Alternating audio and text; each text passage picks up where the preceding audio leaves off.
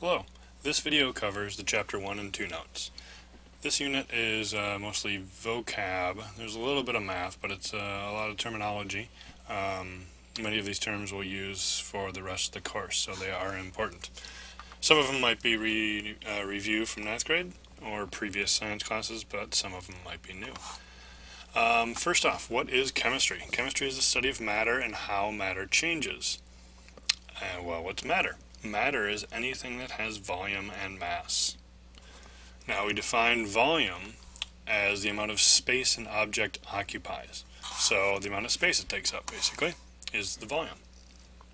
Common units for this are in liters or milliliters, at least common chemistry units that we'll use in this class for volume. Mass is the amount of matter that an object has. So it's basically the number of atoms, the number of particles, something like that, in an object. The common units are grams or kilograms. Now this doesn't change. Your mass does not change unless you cut your finger off or something like that. But if I could snap my fingers and I could be at the moon, something would change, and that would be my weight. Weight is the pull of gravity on an object, so it's related to mass. The more mass you have, the more weight you'll have. But weight is dependent on what planet or the gravity that's affecting you.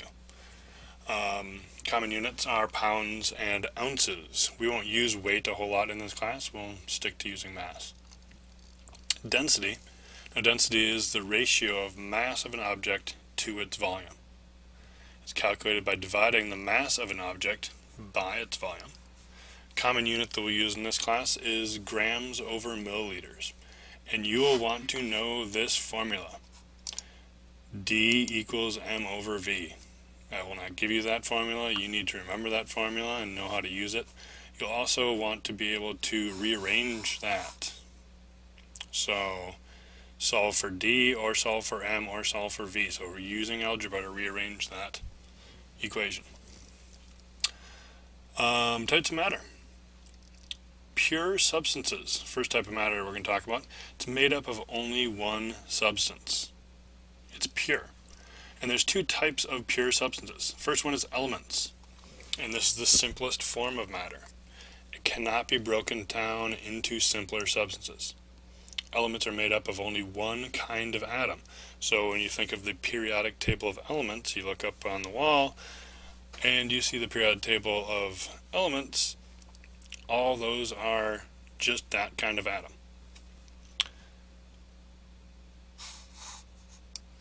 Now, the elements are represented by the chemical symbols on the periodic table. So that's the first type of pure substance. Second type of pure substance is a compound. That's when we take two or more of those elements on the periodic table and we combine them chemically to make a new substance. So an example would be taking hydrogen and oxygen, putting them together chemically to make a new substance, water, H2O.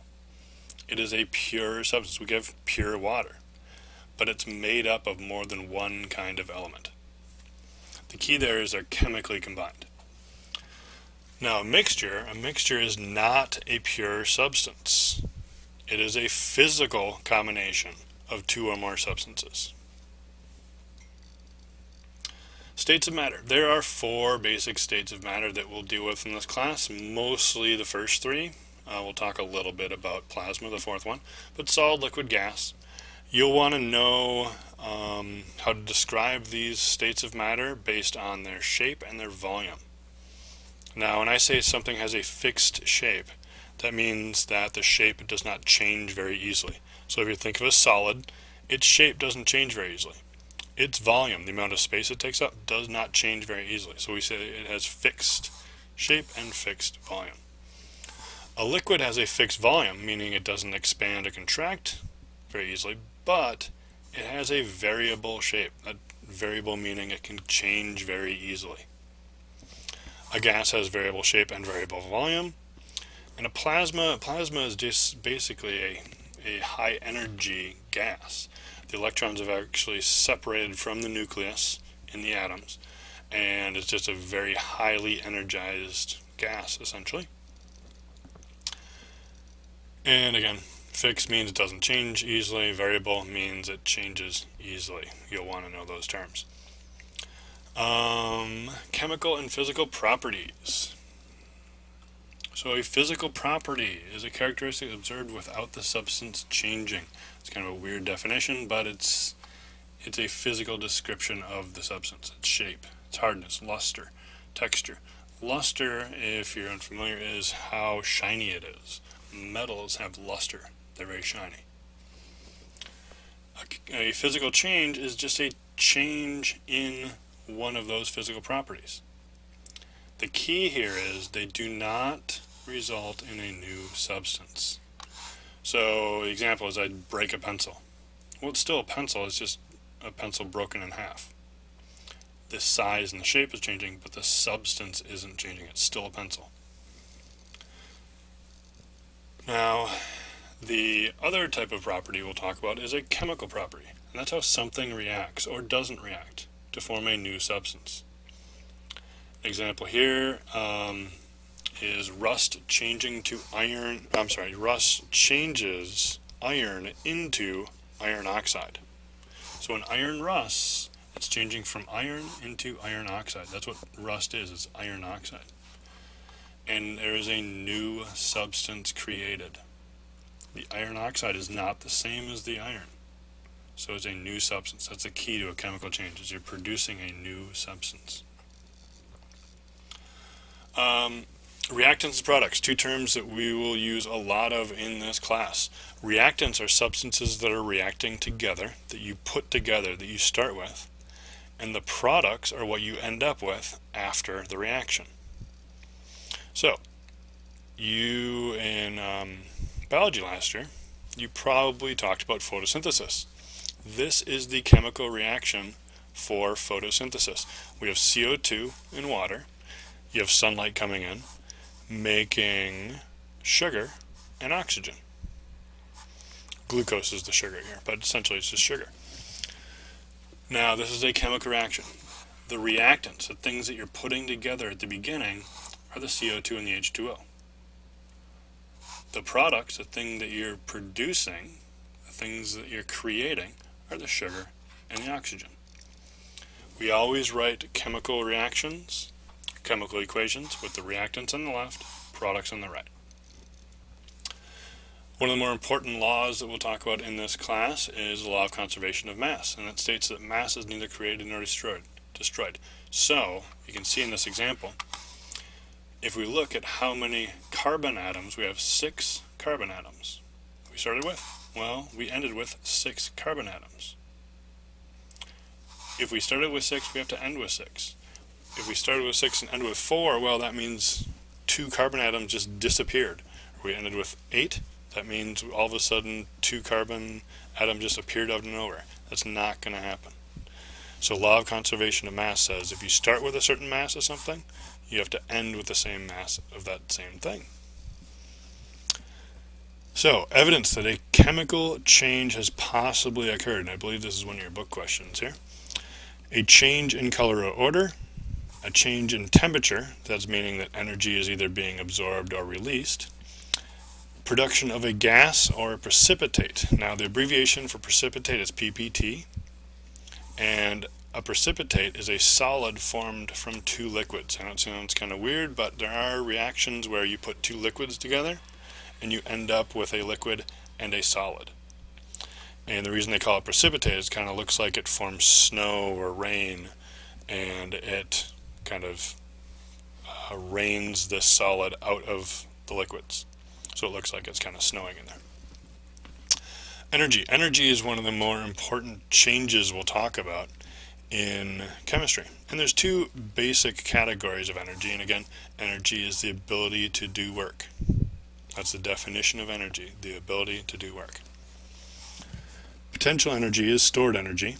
Kinetic energy is energy of motion. So if I hold a weight up in the air, and if I just hold it there, it has the potential to do work if I drop it. But it's not moving, so it's stored energy, it's potential energy. Once I drop that weight, the potential energy turns into kinetic energy, and energy of motion, because the weight is moving. 6 basic forms of energy. The P's and the K's here stand for potential and kinetic. I'll let you read those over. Pretty self-explanatory there. Measurement. We do, as with most sciences, we do a lot of measuring. Now, we, as scientists, like to be able to talk to other scientists around the world about things. So we need an international system. We call that SI. It's System International. It's worldwide use. It's easier for scientists to communicate that way while we all use the same units. So metric units are our more common units we use. Metric is nice because they have these prefixes that mean things. So kilo means 1,000. So if I put kilo in front of grams, it means 1,000 grams. Or a centimeter is 1/100th of a meter, and so forth. So we'll use the metric system quite a bit in this class. Liter is the most commonly used metric unit of liquid volume. And there's a couple other versions there, centimeters cubed and milliliters. We'll use occasionally. Kilogram is the basic unit of mass. We'll usually use grams. 2 different types of measurements. Quantitative measurements. Think of quantity. It's a number. So if I say there are 34 kids in this class, that is a quantity. That is a quantitative measurement. If I in turn say, well, there's more students in this class than that other class, that's descriptive. It's non-numeric. That's a qualitative measurement. You'll want to know the difference between those 2 types of measurements. And last thing I want to talk about real briefly is chemistry's impact on the world. First of all, it has impacts on society. It's through chemistry that we develop fertilizers so we can grow more food and be more efficient with growing food and feed more people. It's through chemistry that we make medicines to save people from dying and prolong their lives. Technology, the batteries, computers, all this stuff comes out of chemistry, and changes of energy and all that kind of stuff, especially with the battery and stuff. Transportation, you think of fuels, how to use those fuels, how to produce those fuels, that's all chemistry. And then energy production, so like producing electricity. How do we make electricity? All that relies on chemistry. There are economic impacts. Obviously, there are a lot of industries and jobs surrounding or involved with, related to chemistry.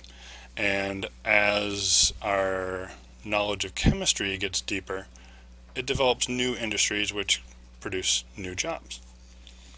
There are environmental impacts, obviously. There's pollution, both in producing it through chemistry and preventing it through chemistry. And how we use our natural resources. If we didn't have batteries, we wouldn't need to dig up some of the ores that we do, that type of thing. If we can find other substances to build these batteries out of where we don't have to make giant mines and stuff, that has impacts on our environment. And then lastly, political impacts. Obviously weapons. Nuclear weapons, especially, developed out of chemical concepts, chemistry concepts. And getting back to those natural resources, some countries have natural resources, some don't, so that can, if there's a need for a particular natural resource for some chemical process, some countries are rich, some countries aren't, some countries get taken advantage of by other countries, and so forth like that. So that is it for this unit.